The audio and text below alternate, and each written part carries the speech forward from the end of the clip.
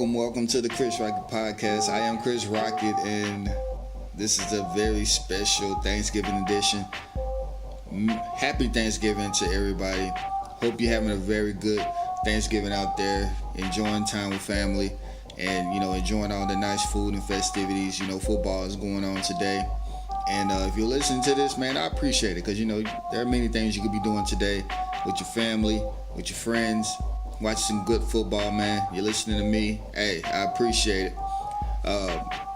Pretty, lengthy kind of show. Hopefully it's lengthy, but like I said last week, man, we're gonna discuss what my boy Joe Kilmeyer came up with, man.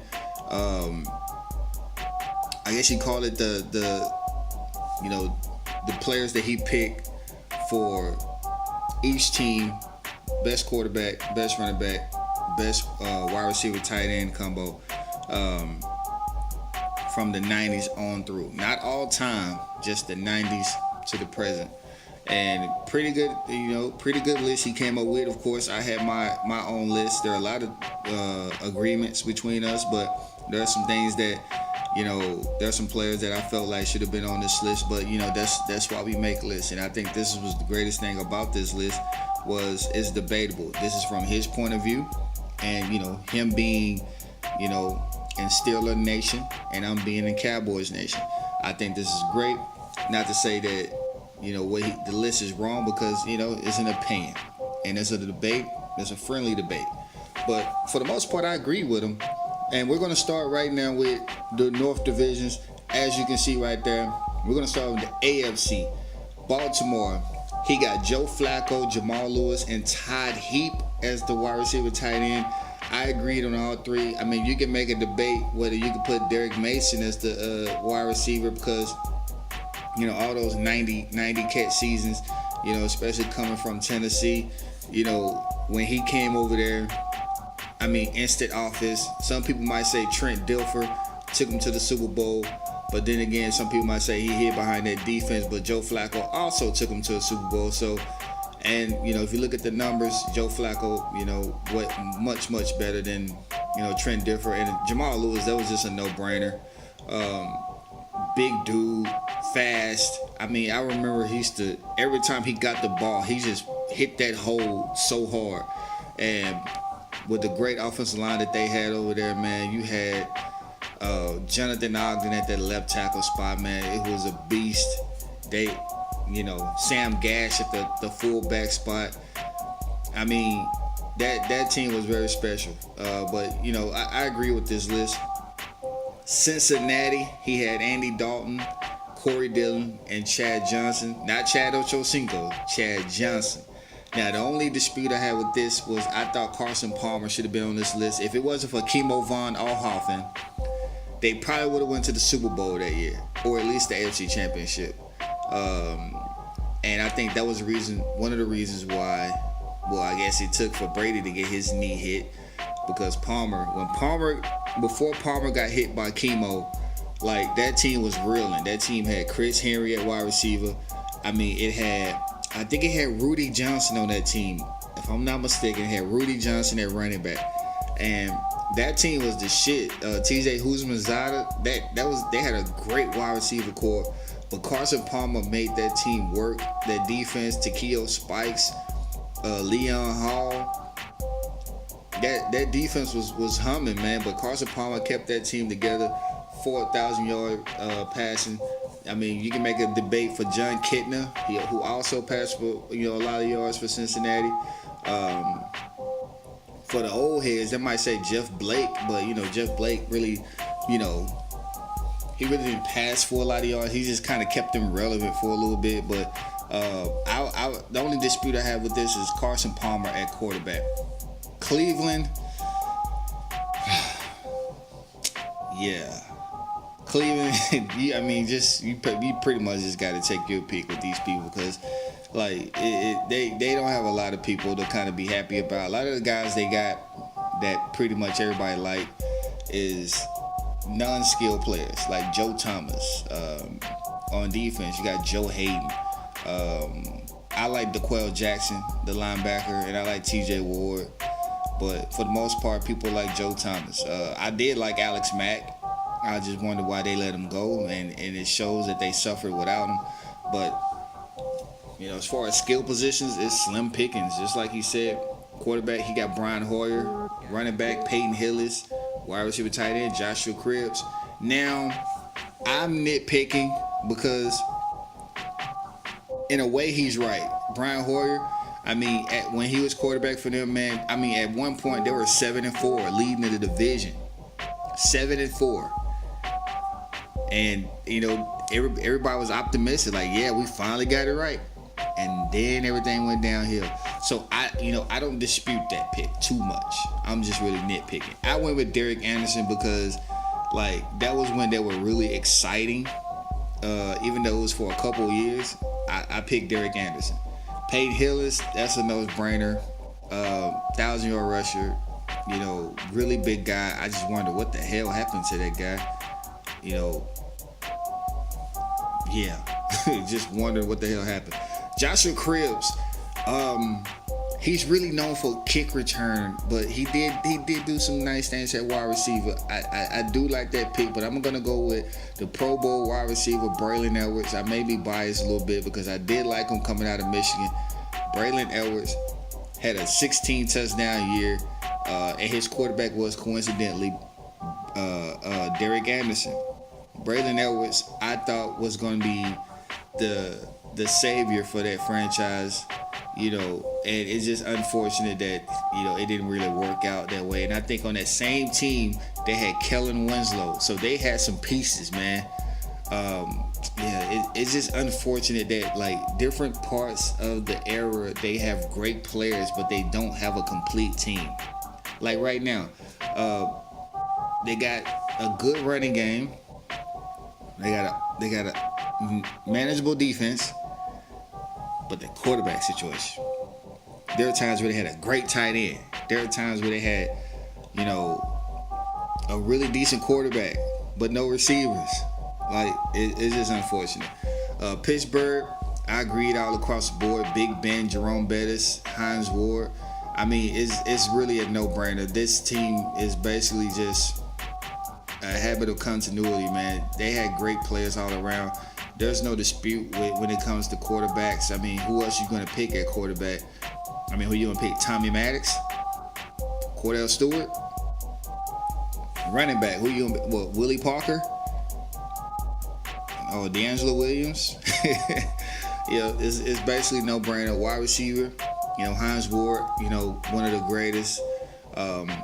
He was one of the guys who, when I watch him, he made me want to block. He made me want to run block because that was something he was really good at. And, he was a quarterback at Georgia and, made the transition real smooth, at wide receiver. And this dude was just consistent. He was tough. He was gritty.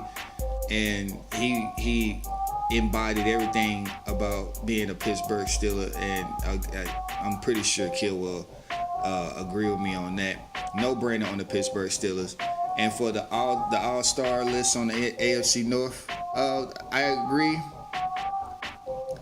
Except for I agree across the board. Big Ben, Bettis, Johnson. I agree across the board, no doubt about that. To the NFC North. Chicago. Slim pickings. Jay Cutler at quarterback. Matt Forte. Brandon Marshall at wide receiver. That's who Killmeyer picked. The only dispute that I have is at wide receiver. I picked Marty Booker.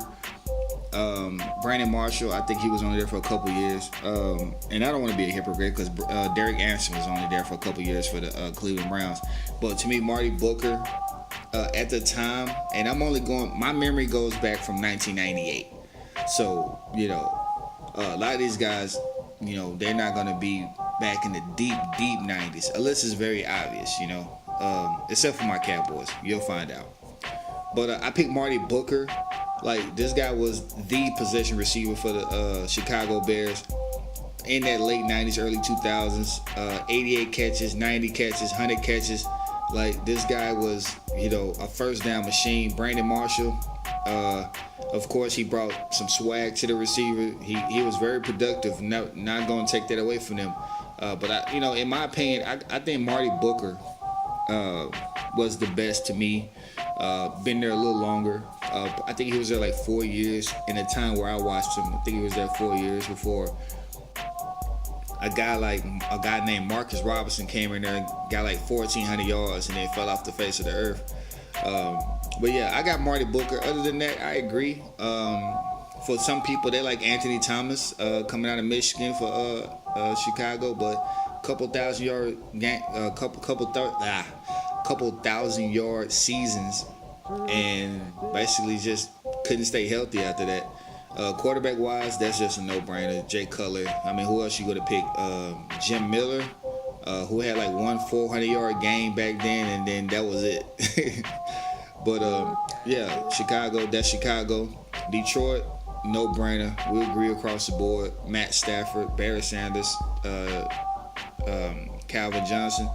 For the running backs, I'm pretty sure they never really had a running back. Reggie Bush, I think, is the only 1,000-yard rusher since 2000.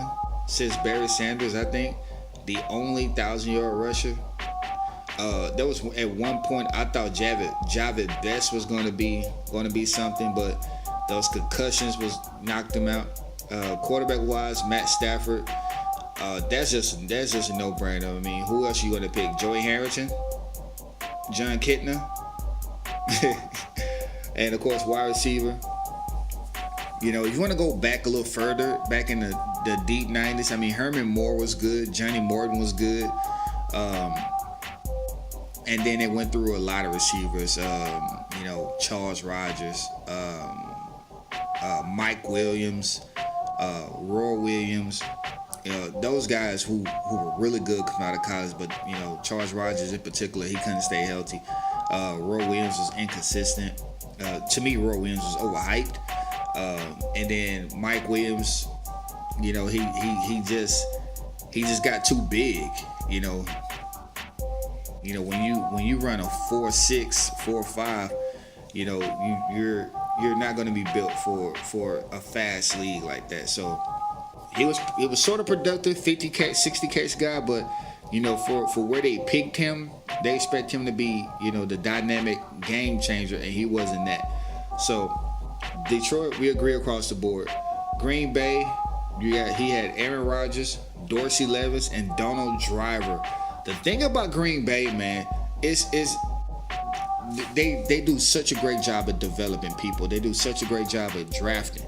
So my pick, I picked Brett Favre, even though I seen pretty much the last 3 or 4 years before he went off to Minnesota and played the retirement game. I picked Brett Favre, even though this guy at times he'll just fling the ball in the air and he'll have like 6 interceptions and like 4 touchdowns and still win the damn game. I picked Brett Favre, all-time great. Even though Aaron Rodgers isn't a bad pick, but I picked Brett Favre. They're both Super Bowl winners. You can't go wrong with either one of them. I went with Amon Green at running back, man. Dorsey Levens was a very productive running back and just a running back. Amon Green, he did it running and he did it receiving. There are many 50 catch seasons under his belt. He really scared the defense out there. Very effective running back. And for wide receiver, to me, you can just really take your pick. Donald Driver isn't a bad pick. I picked Antonio Freeman because, he wasn't the fastest guy, but that motherfucker always got open. He always got open. And you could have, another good pick would have been his running mate, Robert Brooks. Another one would have been Sterling Sharp, as Tony said. Another one would have been Greg Jennings would have been a good pick. Another one would have been, Jordy Nelson would have been a bad pick.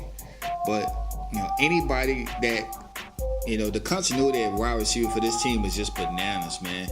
From Robert Brooks and Antonio Freeman. Then they had Bill Schrader, who had a 1,000-yard season. And then you bring in Donald Driver. and then Greg Jennings, and then the group they got now, Jordy, Randall, and then you got Devontae. Like, wide receivers is just they'll never run out of receivers. But so yeah, the only dispute I got with is just Favre, Amon Green, and Antonio Freeman. But hey, you can't go wrong with those guys right there.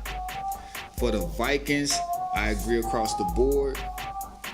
Dante Culpepper, Adrian Peterson, Randy Moss, no brainer. Some people might say Randall Cunningham, but he was only there for a few years. Culpepper, he held it down. Big dude. You thought Cam Newton was big, man. Culpepper was huge, and that motherfucker ran. That nigga had people say a strong arm. This dude sit flat-footed and just fling it. But of course, when you got Randy Moss, you can just throw it wherever. Adrian Peterson, some people might say Robert Smith, but you can't. Robert Smith, to me, I think he was just a product of having a good offensive line and just going by the right way. Not saying that Robert Smith was a crappy running back. I mean, he's a 10,000 yard, running back. He was very productive and retired suddenly, after a really good season. But Adrian Peterson, man, 2,000 yard rusher. The dude was a freak of nature, big, strong, and fast. And of course, Randy Moss. Some people might say Chris Carter. Very consistent guy. Very consistent, natural leader, all-time great. But for the people who saw Randy Moss in that 1998 season, man, never saw anything like it. Jerry Rice was great, but Randy Moss scared the shit out of you. And of course, me as a Cowboys fan, I know that personally. And we're talking coincidentally on one of the games. We're coming up on the 20-year anniversary. The 20-year anniversary of that Thanksgiving game, which was in 98. Next year I'll probably laugh about that shit, but that year, 3 catches, 163 yards. I'll never forget. I remember every single one of those catches. One catch in particular, he caught the ball in the flat, ran straight up the sideline, and I think it was either George Teague or Darren Woodson had a really good angle on him, and I think he had like a good 5 or 6 inches of sideline to work with. He makes a little flinch to the inside and outran this guy. You cannot, this guy was just that good and he was that fast. He made Odell Beckham look like Jason Witten. And for the young guys who don't remember, man, just, go to YouTube and find a full game of that Thanksgiving Day game. He only had 3 catches, 163 yards, and 3 touchdowns. Just epic ass game. And of course, I mean, I ate my food and discussed the whole day because we just couldn't guard him. Nobody could guard him. And so for the All-Stars for the NFC North, the only dispute I got is, of course, Brett Favre over Aaron Rodgers. But other than that, I agree. Barry Sanders, Randy Moss, he got Aaron Rodgers as quarterback. Coming up in the Chris Rocky podcast, we're going to dive into the East divisions. Hope you're enjoying your day. You'll listen to the Chris Rocky podcast.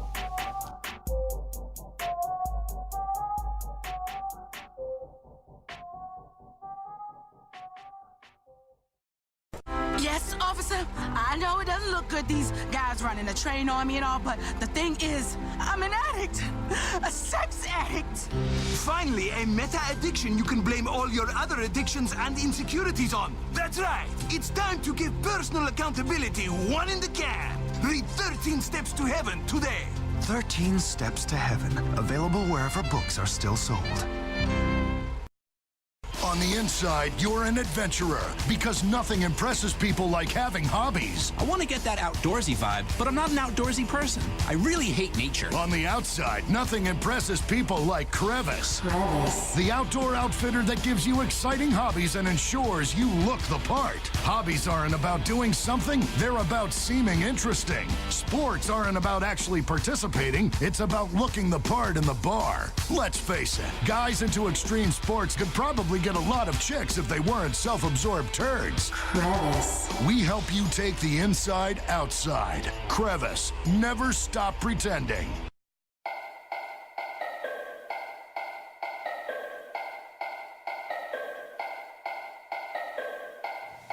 Welcome back to the Chris Rocket Podcast. Let's dive into the East Division. Start with the AFC East. We have the Miami Dolphins. He has, as you can see, Dan Marino, the great Ronnie Brown from Auburn. And we got Chris Chambers at wide receiver. The only dispute I got is Ricky Williams, Mr. Marijuana himself. Ricky Williams, 1,600 yard, 1,800 yard seasons, man. I don't know, maybe he forgot that Ricky Williams played for them or something, but that's the only dispute that I got. Of course, Dan Marino is a no-brainer. If I can, pick a guy that I see personally, throughout the years, Jay Fiedler was a good player.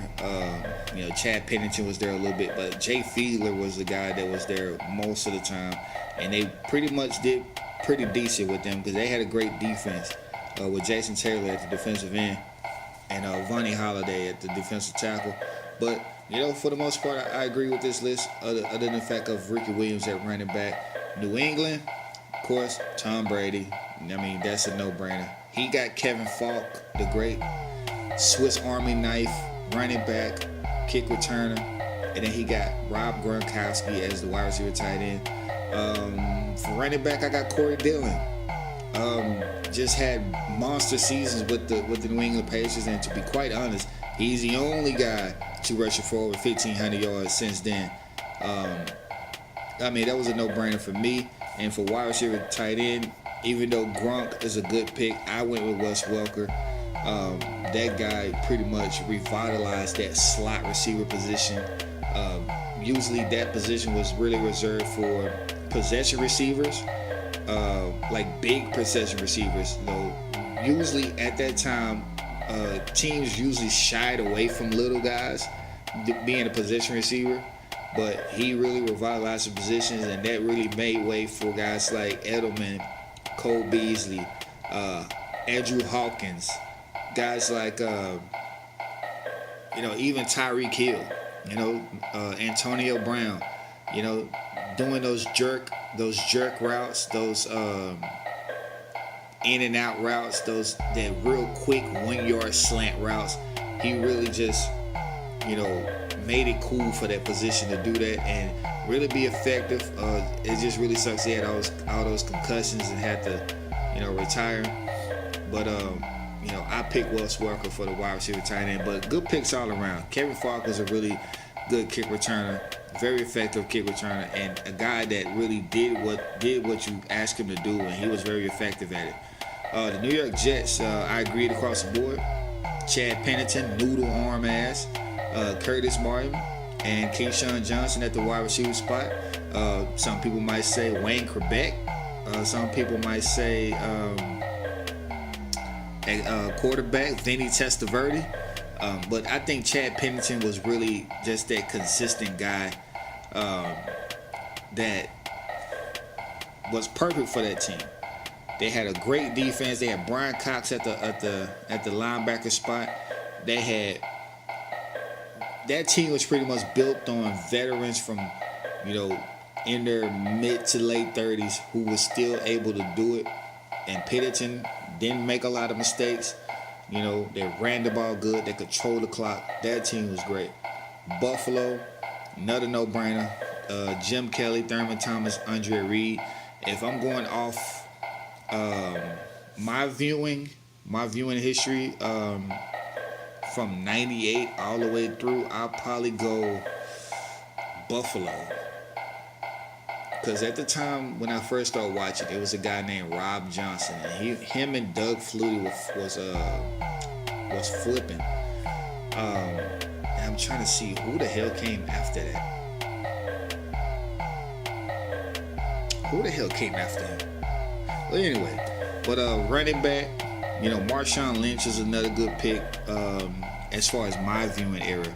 Marshawn Lynch, Travis Henry had a weird ass haircut. And then wide receiver Eric Moulds, a guy that was supposed to be like the great one, but then injuries kind of cut his career short. For the AFC East All-Star, Brady Martin Johnson is what he got. I'm gonna go with Brady, Thurman, and Andre Reed. You can't leave the Hall of Famers out. Thurman Thomas just I don't know if he even got more yards than Curtis Martin, but those two guys, you can just pick either one. And as far as wide receiver, you got to put Andre Reed over Keyshawn Johnson, even though I like Keyshawn Johnson, one of the great possession receivers. But Andre Reed is a great, even though I've never seen him play. I've never seen this guy play, but I like Andre Reed. To the NFC East, we're going to start with my Cowboys. I'm going to make this a special list. He got Aikman, Smith, and Jason Witten, which I don't dispute, but I'm going to go with guys that I've seen personally. I only seen Aikman play the last 2 years, so I can't put him on the list. I will put him under Quincy Carter, not in regards to ability, but in regards to what I've seen. Quincy Carter took us to the playoffs actually twice. Aikman, I only see him do it once. Even though he won those Super Bowls in '90, we're going off what I seen. So my quarterback, I got Tony Romo. We're just going off what I seen. Tony Romo was a good player, and I think he's going to go down as one of the most underappreciated players in Dallas history, because a lot of the starters, they either went to a Super Bowl or went to an NFC Championship. Romo hasn't done none of that, but it's unfortunate, man. By the way, he still hasn't officially retired, just FYI. Running back, I got Marion Barber. We're talking about a guy who was just powerful. It just sucks to see him go. That everybody wants to reference that one run against the St. Louis Rams where it was the greatest 3-yard run you ever seen. Broke like 9 tackles. He went backwards, I think, about 10 yards. Broke like 10 tackles just to get 3 yards. Great guy. Great power. Not fast, but he was fast enough, man. But he was a touchdown machine too, man. Couple Pro Bowls with us, and I love the guy. And wide receivers, tight end, we both agree, Jason Witten, just the model consistency. The only tight end to have 15 straight years of 700 yards and 60 catches. Just a model consistency, man. And he's still going on strong now. Who knows how long he's going to play, but I like him. The New York Giants, we agree on Eli and Tiki Barber. He has Amani Toomer. I have Odell Beckham, even though Amani, at that time, Amani came after a guy named Chris Callaway. And at that very time, the record for yards for a receiver was like 1,050 or something like that. Like, that was a team who pride on running the ball all day long. They had really good running backs. So wide receiver, they just wanted wide receivers to do just enough. And then Amani Toomer came in, and I think his second receiver was Ike Hilliard. They came in, blew it out the water. And I think the quarterback at the time was Kerry Collins. Yeah, I think it was Kerry Collins. And they did great. Great team. Of course, Tiki Barber coming out the backfield. Excuse me. Tiki Barber coming out the backfield, being a great running back. Decent enough running back. Scared everybody with that. Amani Toomer was a good wide receiver until Odell Beckham came along and just blew all the records out the water. Go look at the top season records for receiving. Odell Beckham has them all. I think he has like the top 4. So I got Odell Beckham Jr., even though I really don't even like the guy. And other than that, I agree. Philadelphia, Donovan McNabb, LaShawn McCoy, and Terrell Owens for him. I agree on all three. You can debate that at running back. You can put Brian Westbrook right there, or you can put Deuce Staley. But Brian Westbrook, that dude right there. Everybody want to talk about Darren Sproles being, just this dynamic guy, but you look at Brian Westbrook and the numbers that he put up.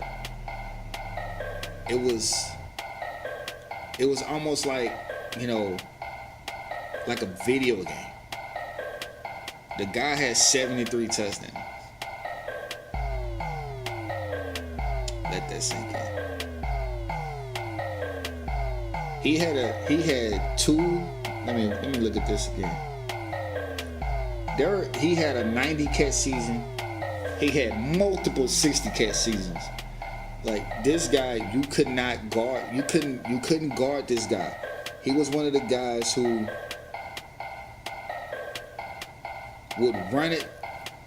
You could play action with this guy. You could dump it off, and that was it. You could not guard this guy. No matter what, he was going to touch the ball and he was going to be effective. He had 400. He was a 400-plus reception guy, almost 4,000 yards receiving, 30 touchdowns, and added another 6,000 on the ground. 71 touchdowns. My bad. 71 touchdowns. But like this guy was just great. And of course, Deuce Staley, I referenced him for like the pickle juice game, where he didn't really do nothing but run for 201 yards off 22 carries. I remember that day like it was yesterday. Like, how in the world, like, for the life of me, that game really made me mad, because like, how does a team that come from up north come down south to your elements and beat you like that? Because at that time we were still in Valley Ranch. We were practicing Valley Ranch in the heat. We were used to the heat. Philly, I don't know where they practice at, but it was definitely not in this heat. They come down here, they whoop our ass 41-14. I remember that like it was yesterday. They whooped our ass. We were there dropping like flies, and he over there drinking pickle juice. And to this day, I drink pickle juice when it's hot. Like, to this day. And that shit actually works, by the way. Well, for me it did. I don't know, like, some people might be different. I don't want you to get high blood pressure and blame it on me. But yeah, I definitely remember that game. Of course, Baez could be like, yep, I remember that too. I'm pretty sure you did.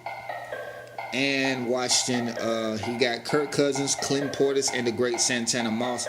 I got Brad Johnson. I still remember the 98 season where they had these two wide receivers named Albert Connell and Michael Westbrook. I think they both ran a 3.8. I think they both ran a sub 4. You cannot tell me they did, because they were killing us in the beginning before the great Cowboys came back and beat them in overtime with the great Rocket Ishmael in overtime. But they were killing at the time, because in the very next week they hung 50 on somebody. Those two guys, Westbrook and Connell, were great receivers, and that quarterback at the time was Brad Johnson. To me, of course, in my opinion, of course, Kirk Cousins, he threw way more yards than he did, but Brad Johnson, and at that time, 4,000 yards was a lot. Everybody was, the standard was 3,000 yards. If you passed for 3,500 yards at that time, that was a ton of yards. That's why you see a lot of these records being broken, because back then it was a lot slower. You could do a lot more to the receivers. 60% completion percentage was pretty damn good. That was the standard. Now the standard is 65, 67%. And the standard is 4,000 yards. You don't pass 4,000 yards, you ain't a good quarterback. Back then, 3,000 yards, that was a good year. So Brad Johnson, he passed for 4,000 yards. And I thought that was the shit at the time.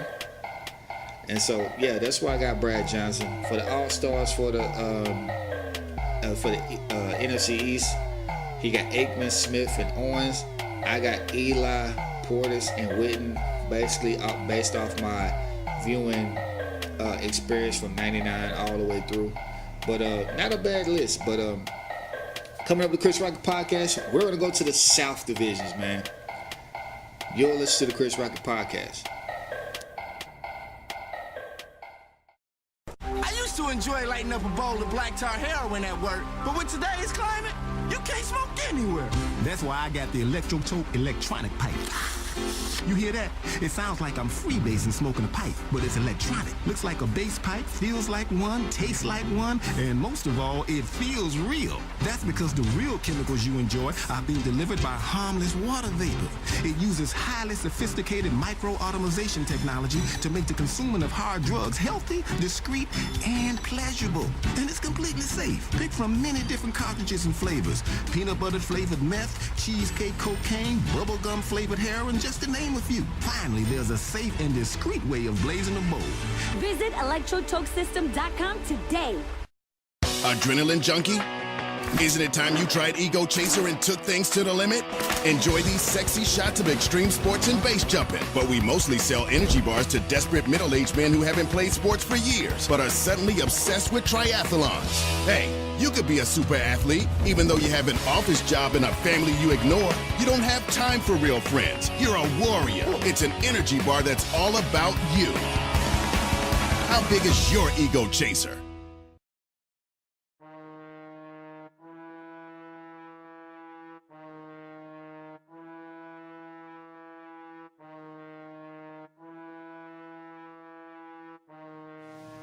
Welcome back to the Chris Rocket Podcast, and now we're going to dive into the South Division, starting with the AFC South. The Houston Texans, very young franchise. I think they started back in 2002, so really not much to pick from. So we all agree. Matt Schaub at quarterback, Arian Foster at running back, and the great Andre Johnson at wide receiver. No debate on here. Not even on the quarterbacks. No debate whatsoever on neither one of those guys. Andre Johnson is my top 5 all-time favorite wide receiver. Really good character, really good, very effective receiver, even with the amount of quarterbacks that he had. So no debate on that. For the Colts, we got Peyton Manning, we got Adrian James, and he got Reggie Wayne. The only dispute I have on this is I would have put Marvin Harrison at the wide receiver spot. Like that, you can't catch 100. Was it 130? Wait, it was 115. Because him and Jimmy Smith was flip-flopping. I think one of them led in receiving, one of them led in catches, and they're both was like one off. One had 116 and one had 115. And for yards, I think one had 1663 and the other one had 1636. So, and then the thing about Marvin Harrison that tripped me out, like every time he used to catch the ball, he'll get down immediately. Like you was not hitting that guy. I mean, he only weighed like $150. So Marvin Harrison with all those 100-yard catches, man. I mean 100-yard. With all those 100 catch seasons, I got him. Even though Reggie Wayne was great himself, to be quite honest, I didn't think Reggie Wayne was going to be that great coming out of Miami. But when you play with Peyton Manning, man, you're going to be great. Just ask Pierre Garçon. A lot of people don't know Pierre Garçon started out with the Colts. But yeah, the only dispute I got is Marvin Harrison for Reggie Wayne. Jacksonville, he got Mark Brunell, Maurice Jones-Drew, a.k.a. Pocket Hercules, and then the great Jimmy Smith. The only dispute I got is Fred Taylor. Some people forget about that guy. Fred motherfucking Taylor, 12,000-yard running back, was the key to that early 1998, 1999, 14-2 Jacksonville Jaguars team. The only 2 losses they had was against the fucking Tennessee Titans. I remember that shit, man. That was a great team. Mark Brunell with that left hand throw, Jimmy Smith, and I think his the second receiver was Keenan McCardell. Man. And I think they had Marcus Stroud at that defensive tackle spot. Yo, that team was the shit with that black helmet, with those teal jerseys. Like that team was tough back then, man. So Fred Taylor to me should have been on this list, man. Even though Maurice Jones-Drew, very effective guy, touchdown machine actually, man. Coming out of UCLA, 5'9", 210 pounds. Like, this dude had thick ass legs, man. I think he squatted a H2 Hummer or something like that. No, don't fact check me on that. I'm just being funny. But that's the only dispute I got with that team. Just Fred Taylor over Maurice Jones-Drew. Tennessee, Aaron McNair, Eddie George, Derek Mason. No dispute upon that. Like, I think that team, that squad that comprised of them three guys, I think they're very underappreciated. You can even throw Frank Wycheck in there at the tight end spot.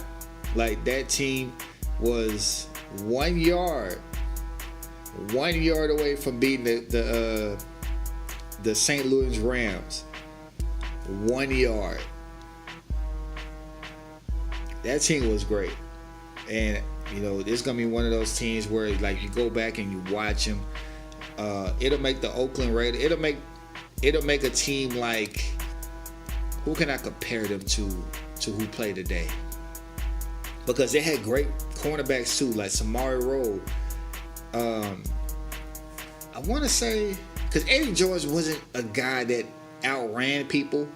You know, he didn't really average like a really big yards per carry. I think he always averaged around 3.9, 4 yards a carry.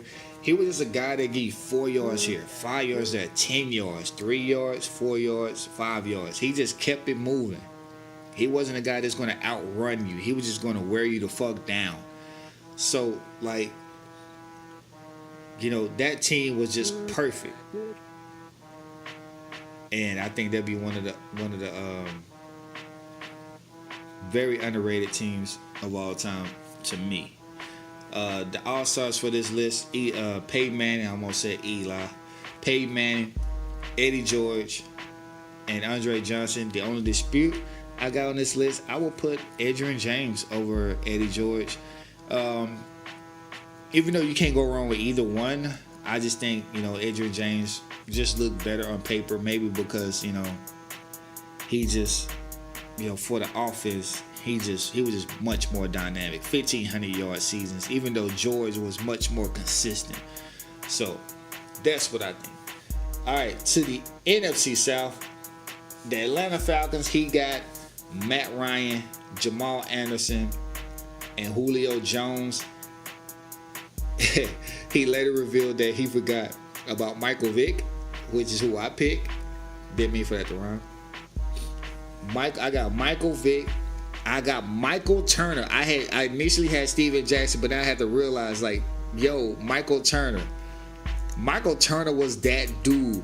He was running behind. He was running behind LT up in San Diego. San Diego had a really good crowd. You really think about it. They had Sproles, they had Turner, and they had LT. And then Turner signs with Atlanta. Post TJ Duckett, Warwick Dunn era. And this guy was a beast. This guy was running, like, he was a really big dude. I think he was like 240, 230, 5'10". This big dude was running past people, man. And if you could see him, this dude was the shit. And so I got him on this list. And Julio, I think that's a no-brainer. Just not enough for me. I mean, who you gonna pick? Brian Finneran, Tim Dwight, Terrence Mactus, Tony Martin. Not enough for me. Julio takes this over for me. Carolina, he got Cam, Jonathan Stewart, and Steve Smith. I got Jake Delhomme, even though I think Cam is way more better than Jake Delhomme. But, you know, to me, Jake Delhomme he just managed managed that team way better than Cam. Just a guy that you would love to have. Not a lot of skill. He was really a forgotten guy because before that he was playing in New Orleans and led them to a really good season before Aaron Brooks and Jeff Blake took over. And my Cowboys actually passed over him, and then he ended up going to Carolina with that great team with Stephen Davis and Muhsin Muhammad, and just did great things. Went to a Super Bowl, lost, but but I got Jake Delhomme, running back. I got Stephen Davis. I think he was only there a few years. Even though Jonathan Stewart got way more yards, but I got Stephen Davis. The guy was just really effective. He was effective for a few teams. Just a big guy, and just a model of, consistency.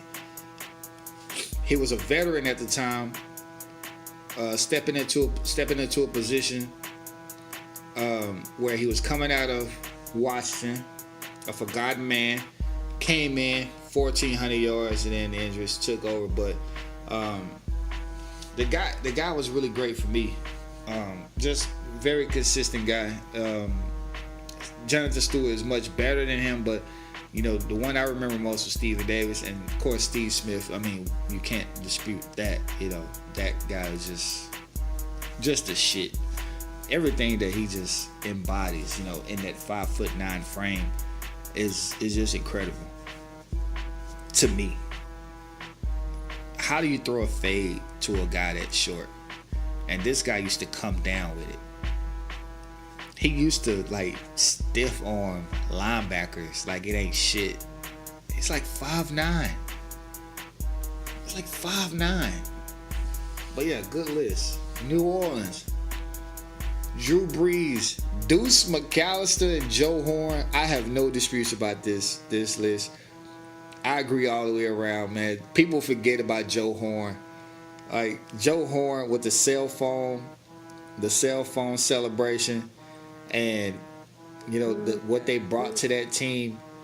Like,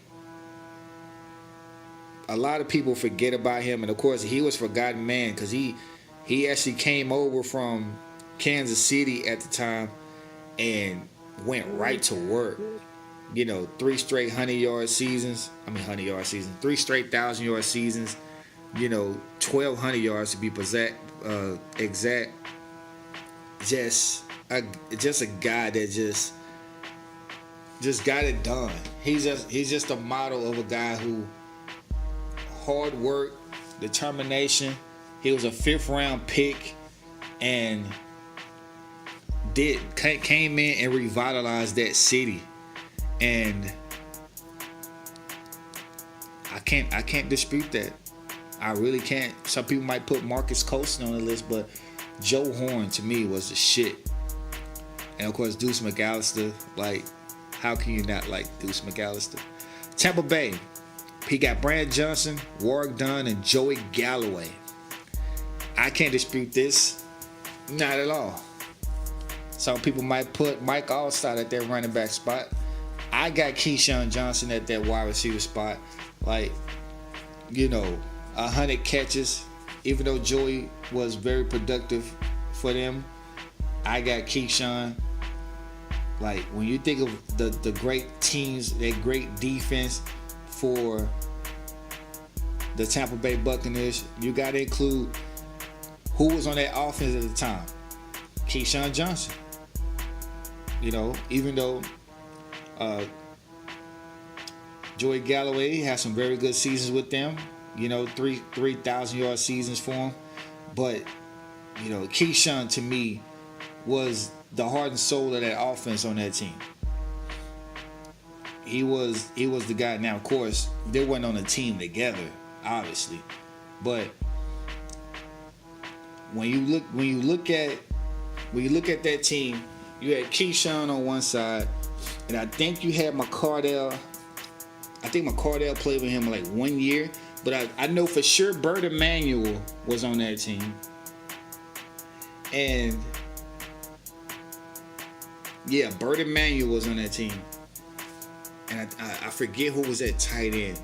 But when you catch 100 catches, 70 catches for 1,000 yards, and I'm looking at this, I'm actually shocked that Joey Galloway actually had more yards in Tampa Bay than Keyshawn Johnson. But the dude was consistent. I like Keyshawn Johnson. And every time I look at a jersey for Tampa Bay, I always think of Keyshawn and what he did for that team and what he did for that franchise, and winning a Super Bowl. And it's just I don't know, he just embodied, everybody on that team just embodied what it was to be on that kind of team. The offense was just like the defense, just tough, coming at you, and a slow pounding, pretty much, just like what your wife like. For the All-Stars, Drew Brees, he got, make sure I got this right, Jamal Anderson and Steve Smith. I got Drew Brees. I got, looks like I got Steven Jackson. I'm going to put Michael Turner on this list and Steve Smith. Coming up on the Chris Rocky Podcast, we're going to wrap it up with the West Divisions. You'll listen to the Chris Rocky Podcast. You've accidentally killed a family of 4. We all know these things happen. You need to get out of jail to beat the shit out of your old lady for getting you into this mess in the first place, but you need money for bail. That's where we come in at Jay's Bail Bonds. We're your new friend.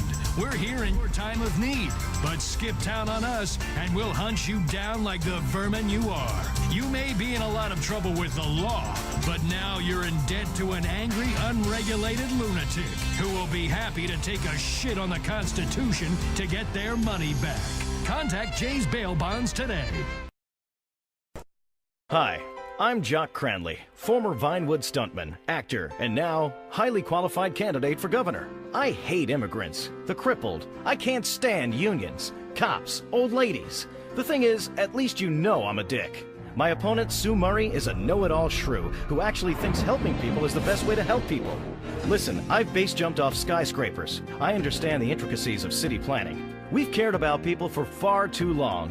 I'm not extending a helping hand. I'm giving you all the finger. Vote for me, Jock Cranley, and help yourselves. This message paid for by Jock Cranley for governor.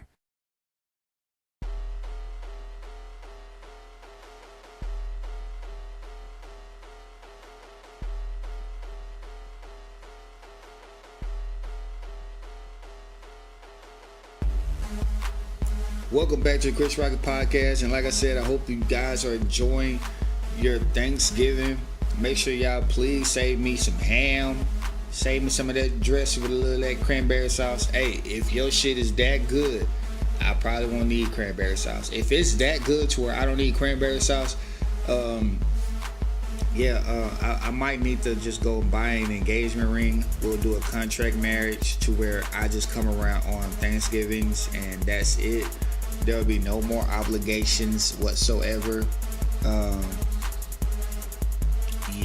If you can make dressing that damn good to where I don't need cranberry sauce, we need to get married ASAP. And if you're already married, go take out a loan and get divorced so we can get married. I'm all about polyamorous relationships in regards to Thanksgiving. Now, of course, in the non-comical way, I'm a monogamous man. So on to the West Divisions, the AFC West. Denver, I agree across the board. John Elway, Terrell Davis, Shannon Sharp, no disputes whatsoever. I swear, if you pick Jay Cutler, Mike Anderson, and what's another tight end? Julius Thomas. You need to get slapped. So no disputes on the Denver Broncos. The Kansas City Chiefs, Trent Green, Larry Johnson, and Tony Gonzalez is who he picked. The only dispute, and I think he bumped his head somewhere up in Pittsburgh. I picked Priest Holmes. How do you not go with Priest Holmes? But then he finally revealed that it's a little Penn State bias. Priest Holmes. The great Priest Holmes. If there was a Hall of Fame for short careers, he would be number one, even over Gale Sayers. I don't care. That dude right there, if it wasn't for, I don't know if it was a hip injury, I don't know what it was, but that dude was on his way. How do you score 31 touchdowns? Yes, 31. How do you score? Wait, did he score 31? Okay, he scored 27. He scored 27 rushing touchdowns. 3 straight years of 1,400 yards or more. And doing it in that 3-year span, he had 48. He had 56 touchdowns in 3 years. And then played another 8 games and had 14. And then that's when he had the injury. You wanna talk about, like, I've never seen that. That guy will forever. That guy will be forever in my Hall of Fame. You gotta put Priest Holmes on that list. Killmonger, you should be ashamed of yourself. To the Chargers, he got Phillip Rivers, LT, and Antonio Gates. Definitely no dispute about that. Those guys, just a model of consistency. LT, just a monster at running back. Only running back with 100 catches in a 1,000-yard season. Did he have I think he had like 900 yards that season. But he damn near had 1,000 yards receiving and rushing that year. Let me check that. Let me check that right quick, because I like stats. He had 725 yards that year receiving. And from jump, that dude was a beast. 1,200 yards, at least 1,200 yards in 7 straight years. And at least 10 in all but 2 years. So, no brainer, Hall of Fame.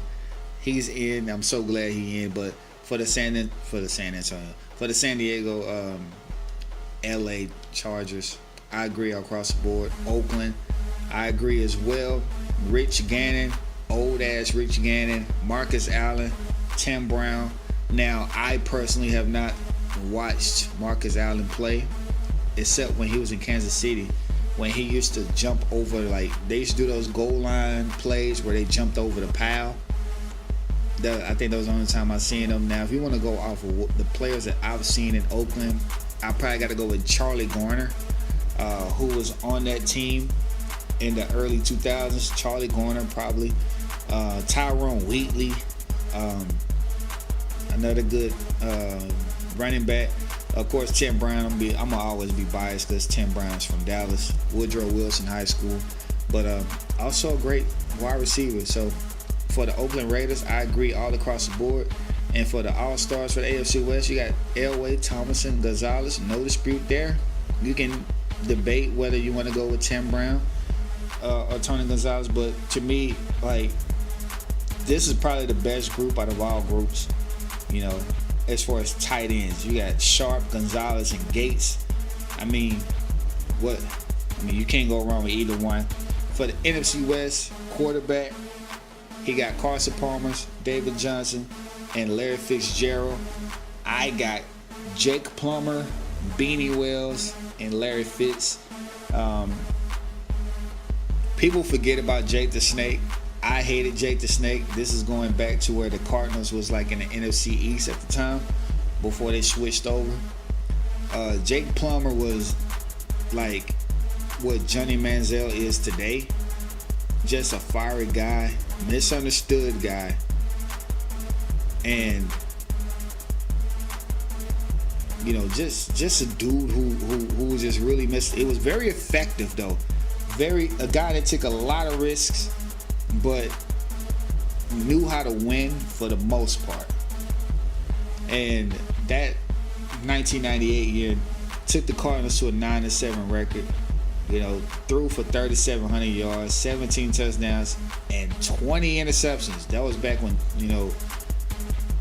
20 interceptions wasn't bad. You just had to throw more touchdowns than interceptions, and you'd be fine.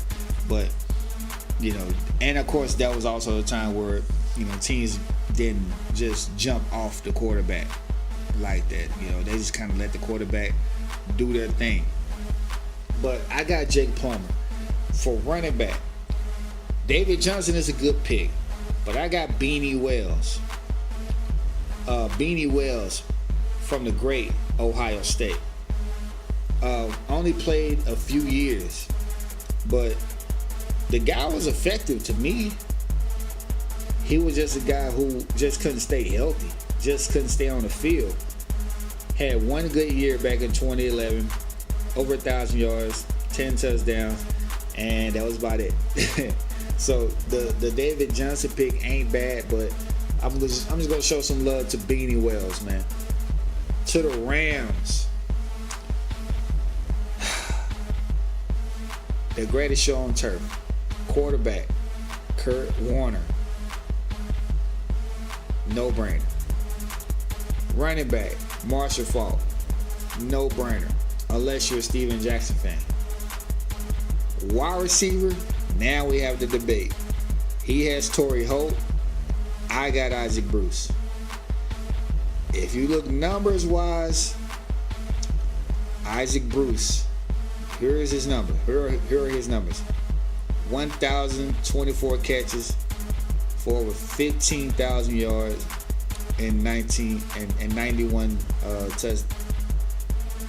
touchdowns. We look at Torrey Holt.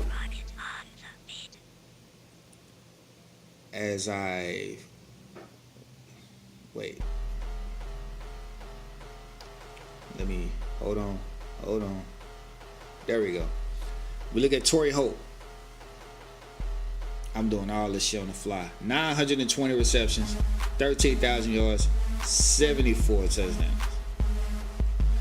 But he does have a better string of 1,000-yard seasons. Now they both played on the same team for, all of Torrey Holt's career, and was very, very, very, very effective and very, very scary. Of course, Torrey Holt ended up being the number one receiver, stringing 6 straight seasons of 1,300 yards or more. That is crazy. And of course, Isaac Bruce, who before he even got there was a monster. 1995, he had what was the NFL record for catches with 119. And then when he came to the when Torrey Holt came around, 1,400 yards in 2000, 1,100 yards. He pretty much was that second receiver and was a damn good second receiver. You could argue that he really extended his career, all the way down to when he was, all the way to a 36-year-old, 35. That's when he finally. He ended up going to San Francisco and retiring a year after that.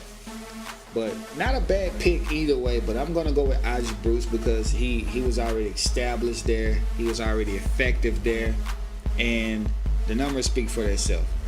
San Francisco, Steve Young, Frank Gore, Jerry Rice.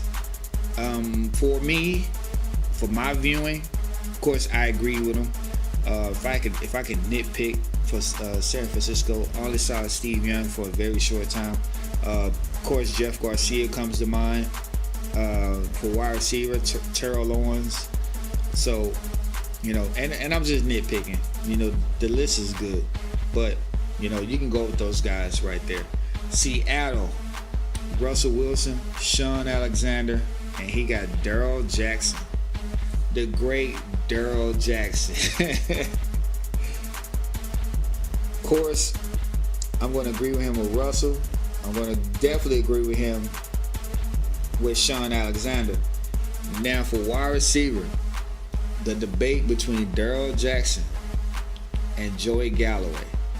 Darrell Jackson, very effective receiver. Had a few 1,000-yard seasons. One season he had 956. So he was very effective, but you know, the guy who did it before him, and this is before he ended up coming to my Cowboys, the great Joey Galloway. Back when the Seahawks was in the AFC. Joey Galloway's rookie year, he had a 1,000-yard season. And then the next year, almost 1,000 yards, and then 2 more years after that, 1,000 yards. The guy accumulated 36 touchdowns in his first 4 years, 4,000 yards in his first 4 years. The guy was the shit. And then the torn ACL when he came to my Cowboys, and of course his career was resurrected once he got to Tampa Bay. But people need to read up on their history when it comes to that. The guy was the shit. I think on that team he had Chris Warren, or maybe it was Ricky Waters. I don't know, but not a bad pick, Darrell Jackson. But I'm gonna go with Joey Galloway. And for the All Stars, he got Kurt, Marshall Faulk, and Jerry Rice. I got Steve Young over Kurt, but you can't go wrong either way. They're both Hall of Famers. Of course, I probably would have went with Kirk since I saw Kirk a lot more. So I'm gonna switch that. I'm gonna go with Kirk as well. So I'm gonna agree all the way across the board. All right, those were the AFC West, NFC West. Coming up in the Chris Rocky podcast, we're gonna dive into the NBA. Who won? Who won the 50 fantasy point challenge last week? And since we only got one game this week, I'm gonna reveal the winners for this week. You're listening to the Chris Rocky podcast. At Lombank, we're with you every step of the way. We sell your dreams. We're not a soulless, monolithic institution. We are, but we use nostalgic imagery. It's walking into your dream home. You can't really afford it. We'll lend you the money anyway. It's kids graduating from college. With pointless degrees riddled with debt. It's happy picnics on the beach. There's sewage in the water. Family portraits with everyone dressed the same. You look like twats. Canoeing in the lake. By the power station. Catching fireflies in a jar. And watching them die. Cheering at high school football games. The kids are giving each other brain damage. These are the things our lives are made of. Interest rates only 33.4%. Lombank. We're the American bank that truly, more or less, cares about profits. You love sports, but isn't it time to forget about friendly rivalries, tailgate parties, and marching bands? It's time America joined the rest of the world. Who's the Laker in the black? Embrace the global passion of soccer at the next Los Santos Benders home game. Let off flares, riot, and commit race crimes, just like the sophisticated Europeans do. Come feel the excitement of a Benders home game, while a normal post-game melee may result in a couple of burnt cars. A proper English riot can burn a town to shreds. It's time America finally joined in on the fun. The LS Benders. Season tickets only $50. Who's the Laker in the black?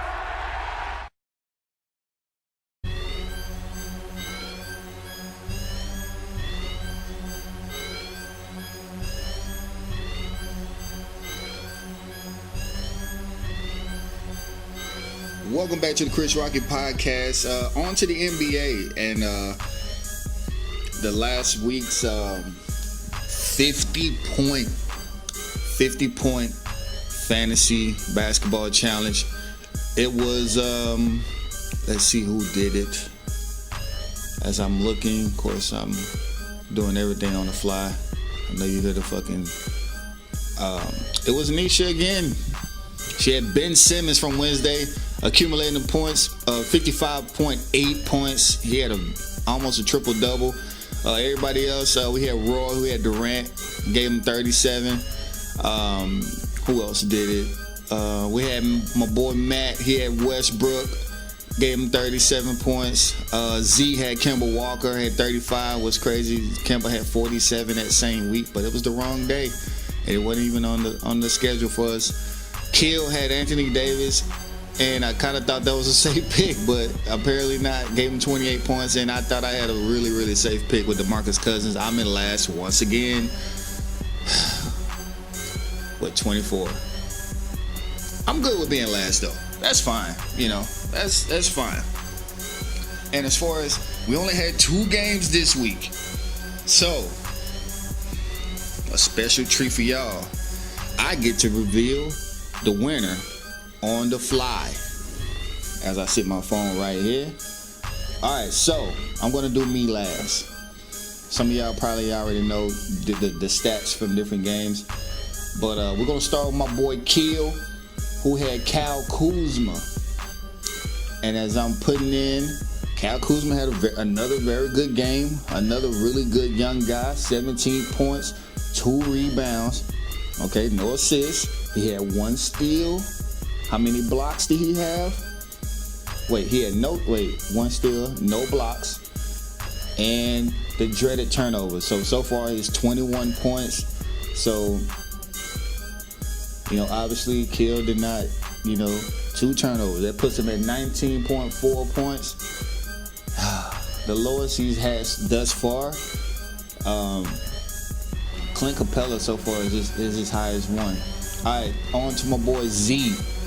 Well, let's see who else had people in this game. Okay, Matt had Julius Randle in this game. So let's go with people who had players in this game just to save time. All right, so Matt had Julius Randle with 14 points, 8 rebounds. As I put it in my spreadsheet, 14 points, 8 rebounds, 2 assists, 2 steals, 1 block. 2 assists, 2 steals, 1 block. Oh, he got 33. He did not make the challenge, so let's see how many turnovers he got. We don't want to add salt in the wound. 4 turnovers. Damn. 29.6 points for my boy Matt. Who else had people in this game? Well, I did, but I'm going to do me last. Well, I guess I might as well do me first, man. Because, what's the worst that can happen? All right, so Lonzo Ball, pretty good game. 11 points, 7 rebounds, 11 assists, 1 steal.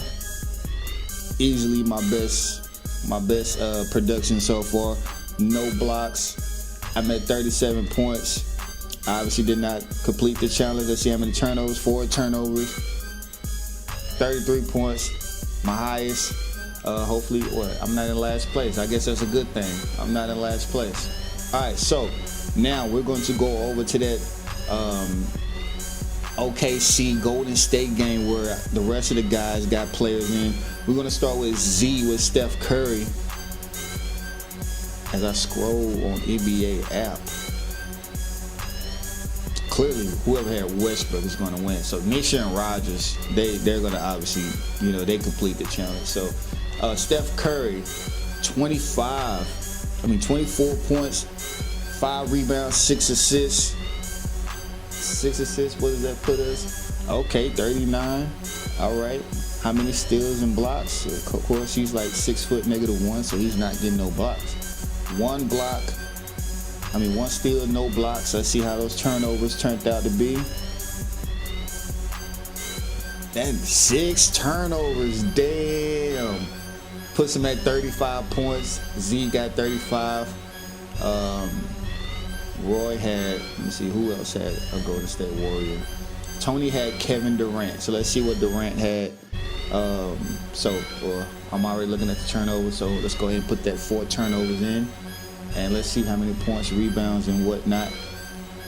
Easily not going to make it. 21 points, 5 rebounds, 2 assists, 2 steals, and no blocks. So on to Paul George. My boy Roy had Paul George, as we slide to the Oklahoma City side, Paul George. Let's go straight to the turnovers. 1 turnover. Okay. All right. That's what we like. Less turnovers, less points taken off the board. Paul George had a double-double, so it's looking pretty good so far. 20 points. And also, by the way, man, Roy's he's been picking guys that's going to get at least 35, man. So 1 assist, 4 steals, and 2 blocks. Almost there, man. 47.7 points. Almost there, man. And now we're going to head to Russell Westbrook, who Nisha and Rogers got. And this is easily going to be over, oh shit, 6 turnovers. Maybe not. We don't know. But, 34 points. It puts you in good company, man. So I'm pretty sure it's pretty safe. 34 points, 10 rebounds, 9 assists. We at 56 already with the turnovers in there. 4 steals, no blocks. So congratulations to Nisha again, who has now won 3 straight weeks, and Rogers, who this is his first, entry into the challenge. He gets his first win.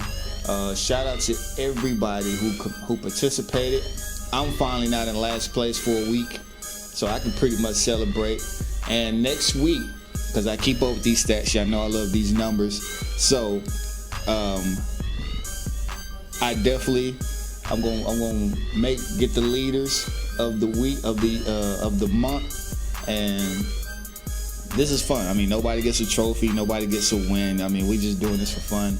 I don't know. I'll probably do points per game, leaders, rebounds, but I guess that's really gonna be besides the point of a fantasy challenge, because we just trying to get fantasy points, because you might have a game where dude might have 13 points, but he had 10 rebounds, probably 8 assists.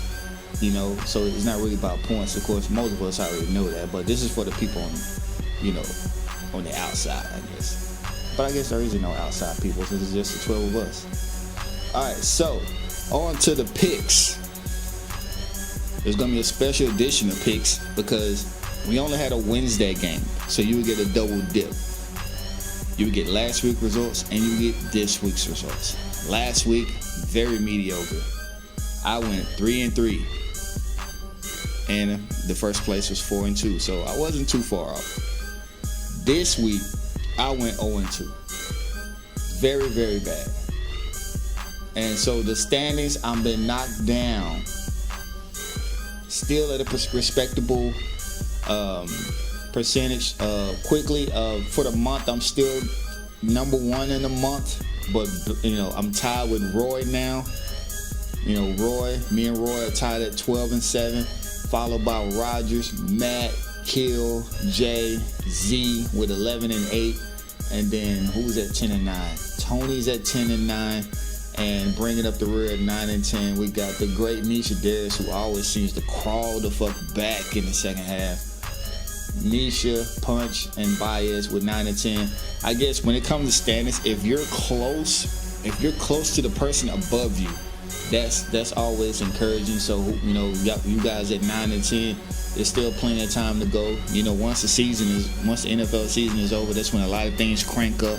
That's when you can make up a lot of ground. So just keeping it close. Only 3 games back from the month, and for the total standings as a whole, we got Roy sitting at the top spot at 21-10. I'm at 18-13, going at a 58.1% clip. Let's see who else. We got Z at 20-11, right behind Roy. I mean, we are just picking really, really good. And of course, with NBAs, we all know our shit, man. So we gonna pick really good games, man. We're gonna keep it going. And I gotta get out this rut, man, because I don't like being below 60% at all. So I don't know the schedule just yet, and I'm gonna drop a video next Wednesday just so I can, really get, caught up in the previews of everything, just so I can be caught up with everything, because with the Thanksgiving schedule, with the NBA, We only got 2 games this week. I want to give a preview for next week's NBA pick. So hopefully I do well next week. And shout out to everybody who's doing really well. The 11 of us. Mitch took the year off as he should. He's doing a few things, but I'm pretty disappointed. I went 0-2 last night, but it's all good though. Coming up in the Chris Rocket podcast, you know how we end the show, man. Freaking reactions and predictions. You'll listen to the Chris Rocket podcast.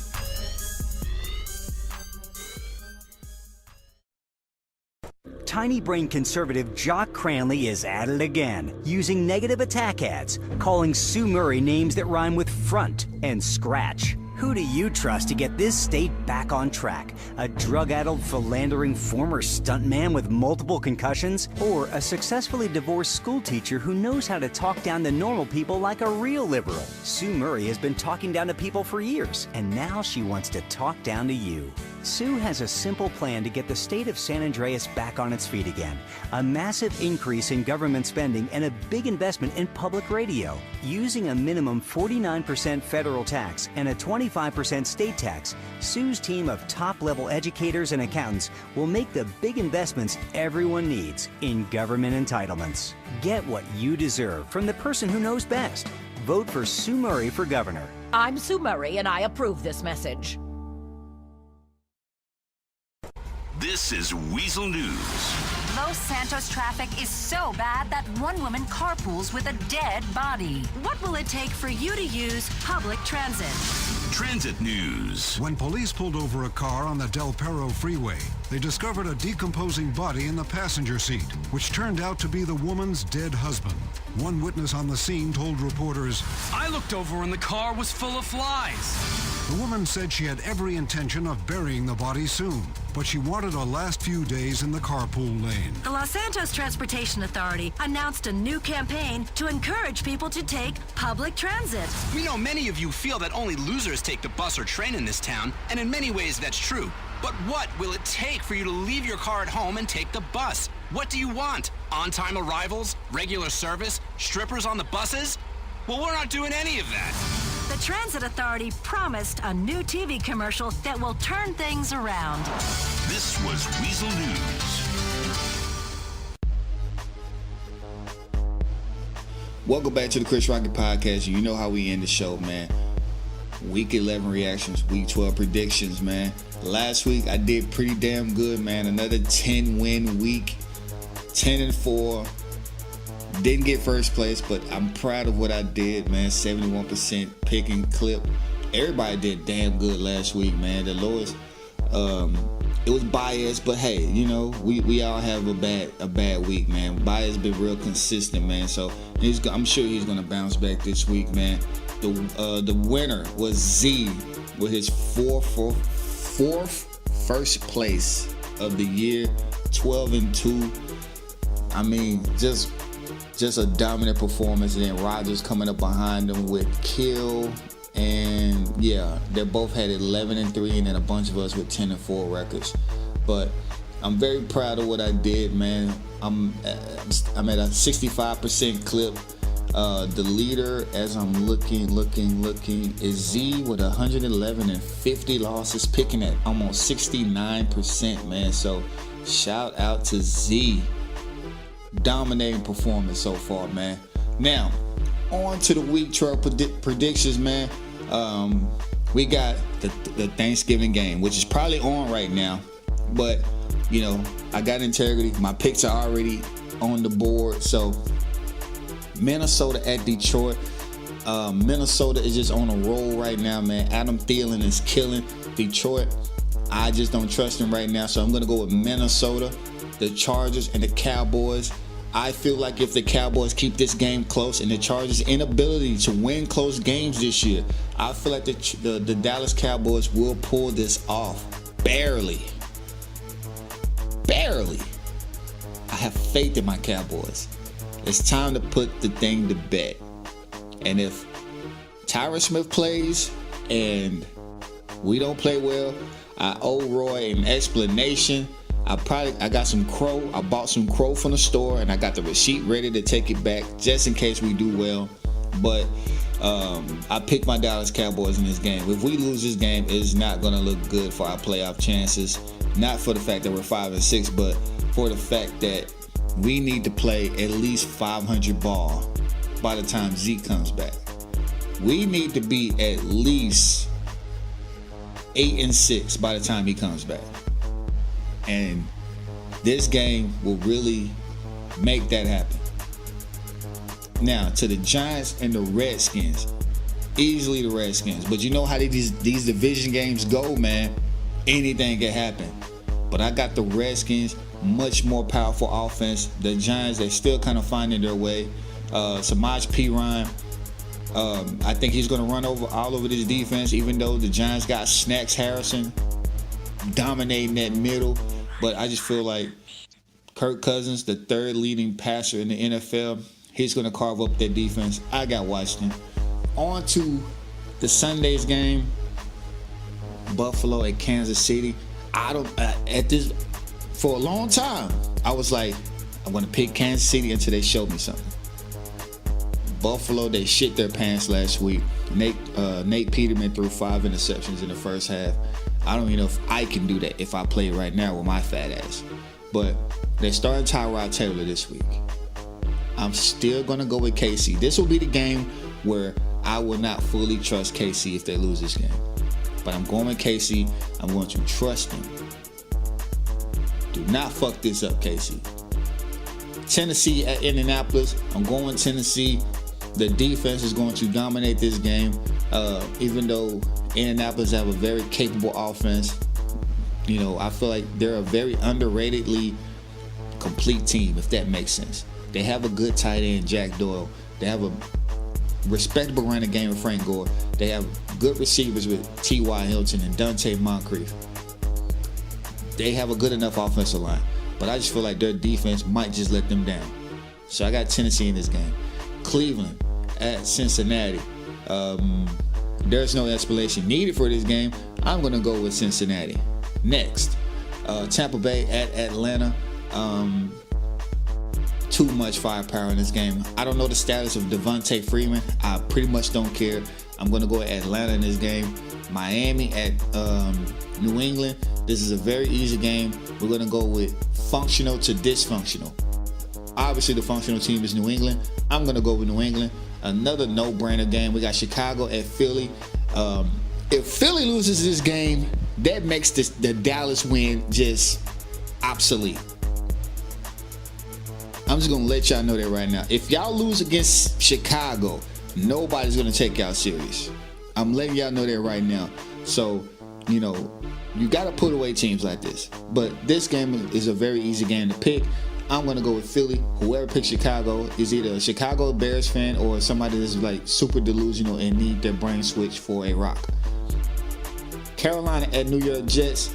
We're going to go with Carolina. I feel like they figured it out. They're doing quite well without Kelvin Benjamin, who is coincidentally hurt right about now. So going to go with Carolina. To the late afternoon games, we got Seattle at San Francisco. Even though I think they're going to start Jimmy Garoppolo, maybe not.